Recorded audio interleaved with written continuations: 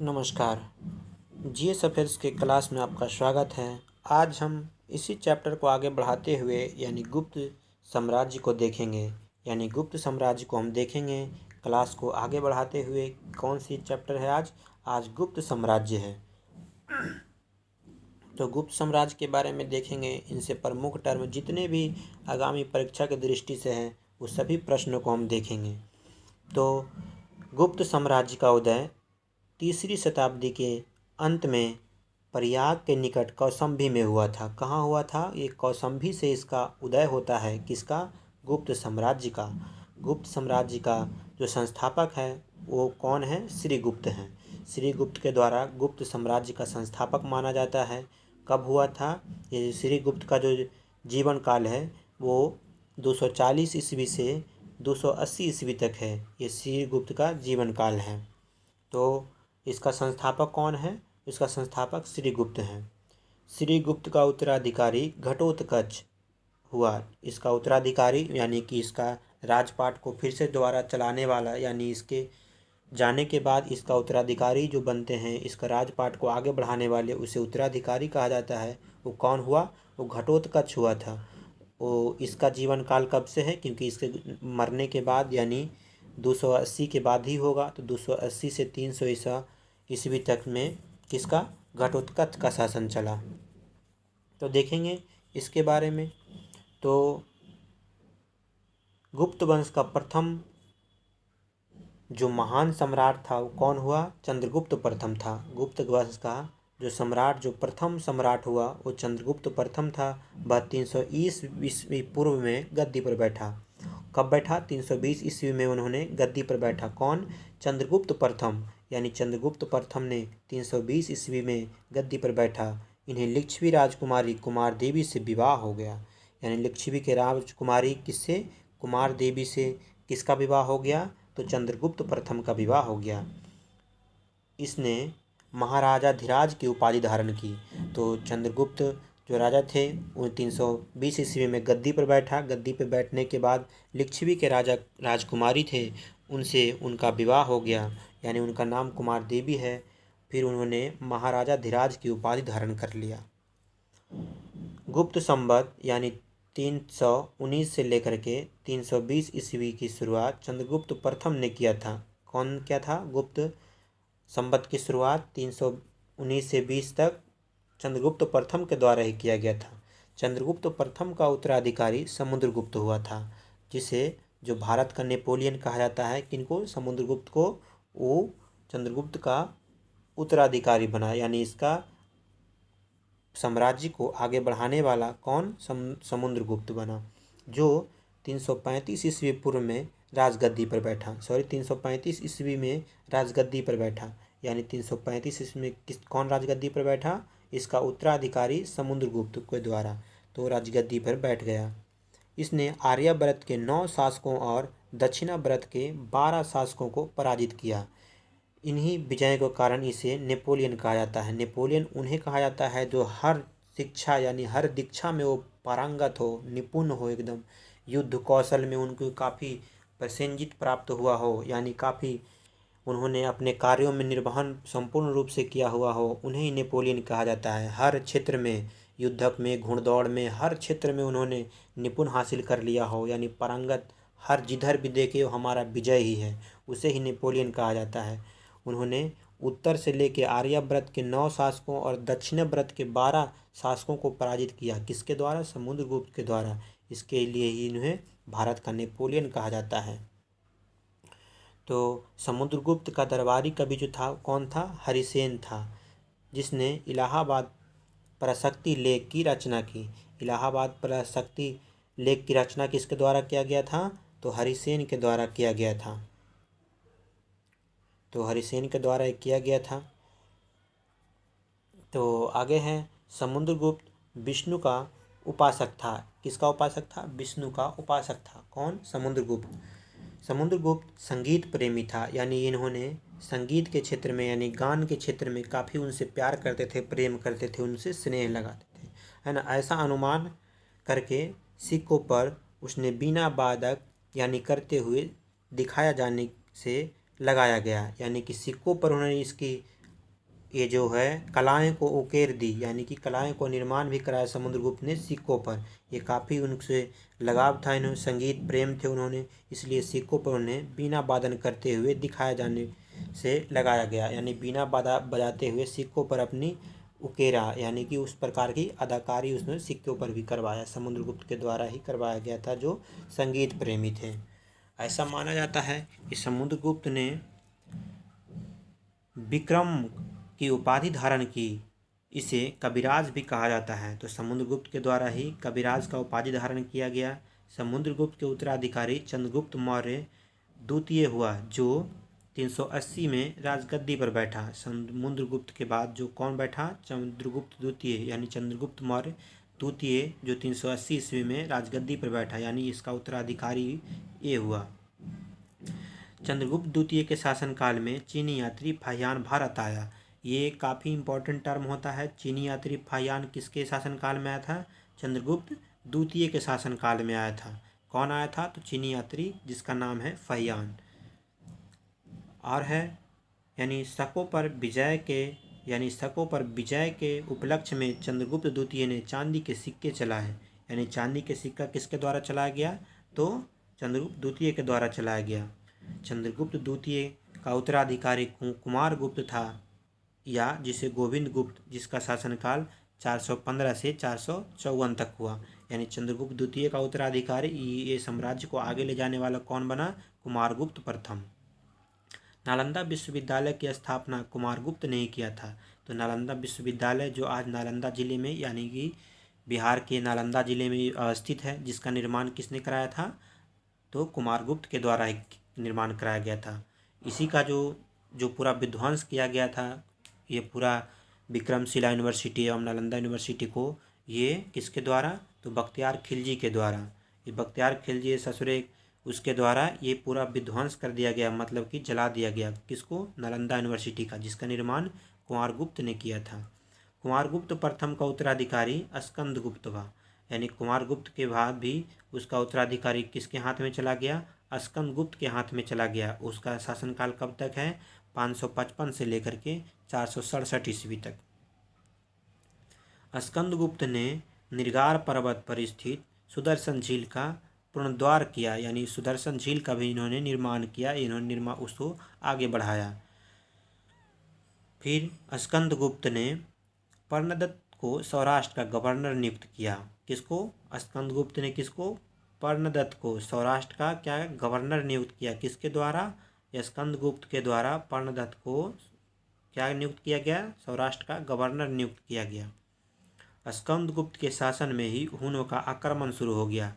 हुनों का आक्रमण जो शुरू किया, उन्होंने युद्ध करने का जो आक्रमण शुरू किया, किसके शासनकाल में? हुनों के शासनकाल में। तो हुनों के शासनकाल में डायरेक्ट आता है क्वेश्चन, स्कंदगुप्त के शासनकाल में ही हुनों का जो आक्रमण शुरू हुआ, किसके द्वारा? स्कंदगुप्त के शासनकाल में हुन ने आक्रमण कर दिया। अंतिम गुप्त शासक कौन हुए? विष्णुगुप्त था। अंतिम गुप्त शासक कौन हुए? विष्णुगुप्त। और चलते हैं नेक्स्ट पे। गुप्त साम्राज्य की सबसे बड़ी प्रादेशिक इकाई देश थी, जिसके शासन में गोपा कहा जाता है। जिनके शासन में क्या कहता है? गोपरा कहा जाता है। एक दूसरी प्रादेशिक इकाई भुक्ति थी, जिसके शासन यानी उपरीक कहलाते थे। क्या कहलाते थे? उपरीक कहलाते थे। भक्ति के नीचे विषय नामक थी, यानी कि भुक्ति के नीचे विषय नामक थी। प्रशासनिक इकाइयाँ होती थी, जिसे प्रमुख विषयपति कहलाते थे। क्या कहलाते थे? ये विषयपति कहलाते थे। पुलिस विभाग का प्रमुख क्या कहलाते थे? अधिकारी दंडापसी कहलाते थे। अभी भी दंडाधिकारी लोग कहलाते हैं। क्या? पुलिस दंडाधिकारी मतलब कि उस विभाग का प्रमुख होता है। पुलिस विभाग का जो प्रमुख होता है क्या कहलाते थे? दंडापसी कहलाता था। पुलिस विभाग के साधारण कर्मचारियों को चाट एवं भाट कहा जाता था। ये साधारण जो कर्मचारी होते थे, उनमें कार्य करने वाले व्यक्ति होते थे पुलिस विभाग में, उन्हें क्या कहा था? चाट एवं भाट कहा जाता था। ये क्वेश्चन में आता है, चाट एवं भाट किस साम्राज्य के लोग कहा जाते थे पुलिस विभाग में? जैसे नीचे तकबे के कर्मचारी हैं, उसे कहा जाता है गुप्त साम्राज्य में। प्रशासन की सबसे छोटी इकाई ग्राम थी। यानी प्रशासन की सबसे छोटी इकाई कौन थी? ग्राम थी। ग्राम का प्रशासन ग्राम सभा द्वारा संचालित होता था। आज भी गांव लेवल का सबसे नीच होता है, वहाँ ग्राम पंचायत होता है, यानी ग्राम सभा मुखिया वहाँ का संचालित करते हैं, है ना। ग्राम सभा का मुखिया ग्रामीण कहलाता है, जो ग्रामीण होते हैं वही ग्राम सभा का मुखिया कहलाते हैं। ग्रामीक मतलब ग्राम को चलाने वाला, देख रेख करने वाला, एवं अन्य सदस्य सहचर कहलाते हैं। जिस तरह अभी मुखिया है एवं अन्य सदस्य भी होते हैं उसमें। ग्राम समूह के छोटी इकाइयों को पेट कहा जाता था। उस समय की जो ग्राम समूह की छोटी इकाइयों को क्या कहा जाता था? पेट कहा जाता था।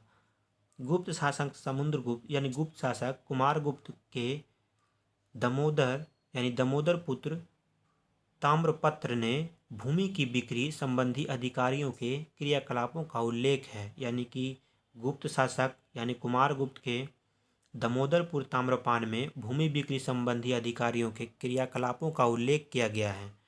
भू राजस्व कुल उत्पादन का 1/4 भाग से 1/6 भाग हुआ करता था। जितना भी भूमि जो भू राजस्व है उत्पादन का 1/4 या 1/6 भाग हुआ करता था। क्या? भू राजस्व, यानी कि राजस्व उसका वसूली करने का वो भाग होता था। आर्थिक उपयोगिता के आधार पर निम्न प्रकार की सूची थी, यानी कि कुछ क्षेत्र है, बताते हैं क्या क्या उसका नाम था। क्षेत्र कृषि करने योग्य भूमि या वास्तुवास करने योग्य भूमि को क्या कहा जाता था?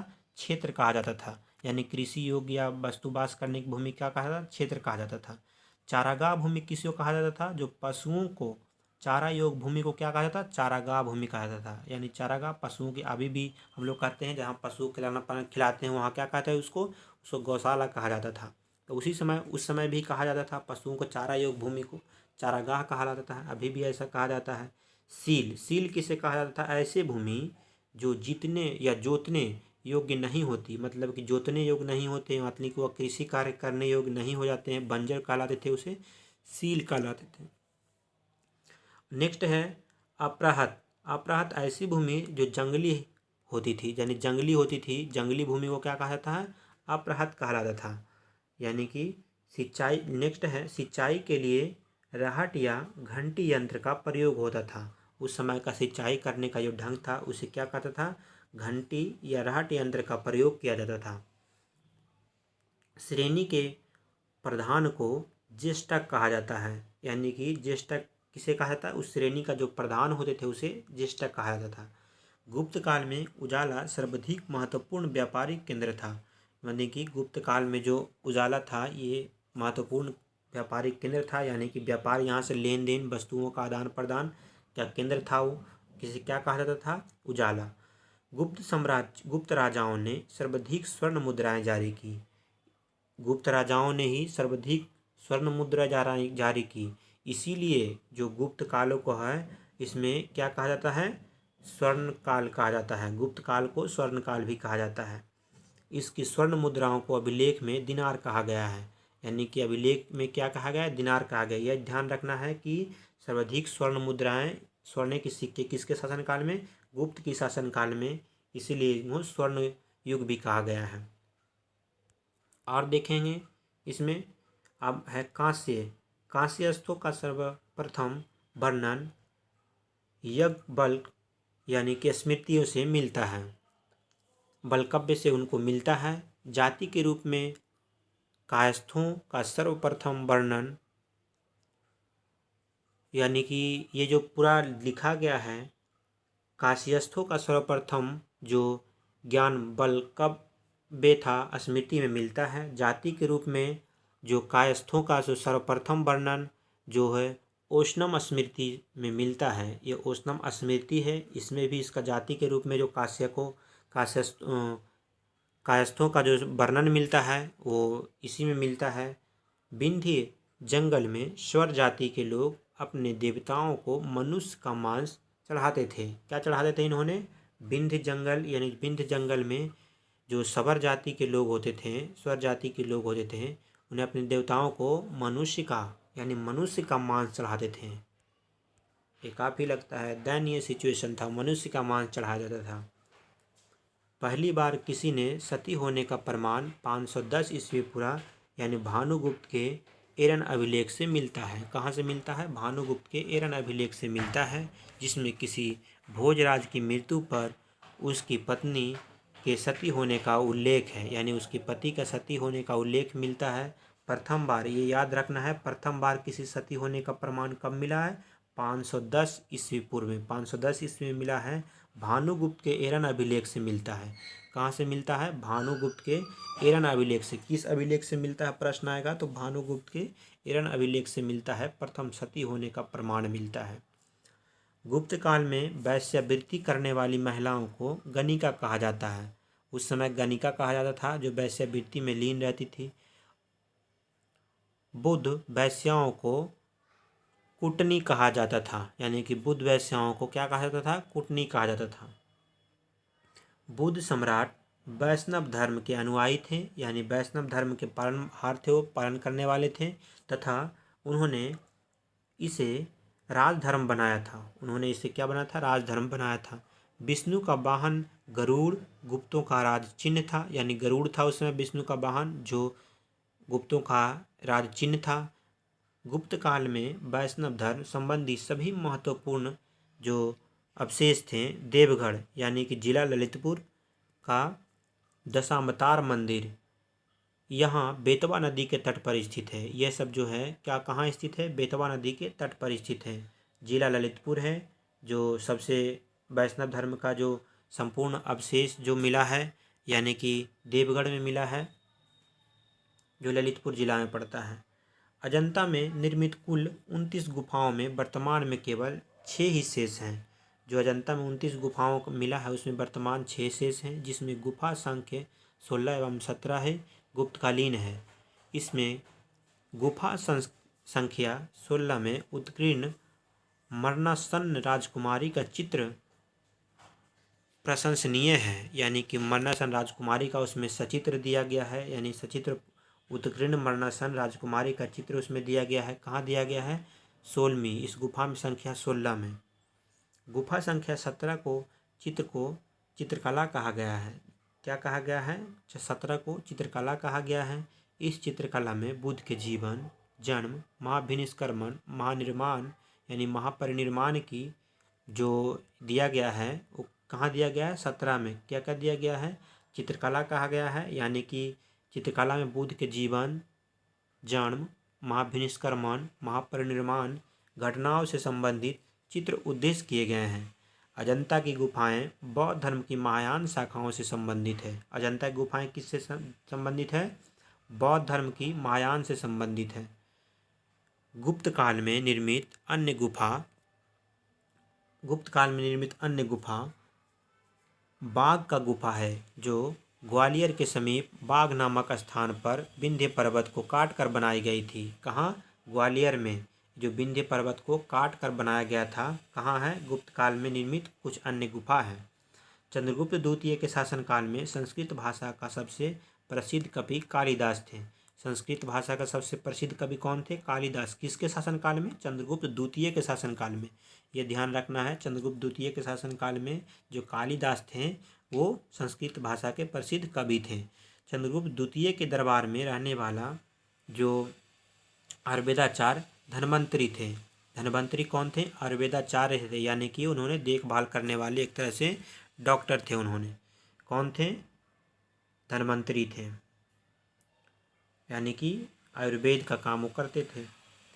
गुप्त काल में विष्णु शर्मा द्वारा लिखित पंचतंत्र को संसार का सर्वाधिक प्रचलित ग्रंथ माना जाता है। तो पंचतंत्र का लेखक कौन है? पंचतंत्र का लेखक है विष्णु शर्मा। ये डायरेक्ट क्वेश्चन में आ जाता है, पंचतंत्र का लेखक कौन है? विष्णु शर्मा। जो सर्वाधिक प्रचलित ग्रंथ माना जाता है, बाइबल के बाद इसका दूसरा स्थान है, यानी बाइबल के बाद किसका दूसरा स्थान है? पंचतंत्र का। इसे 5 भागों में बांटा गया है, यानी दूसरा स्थान किसका है? बाइबल का है।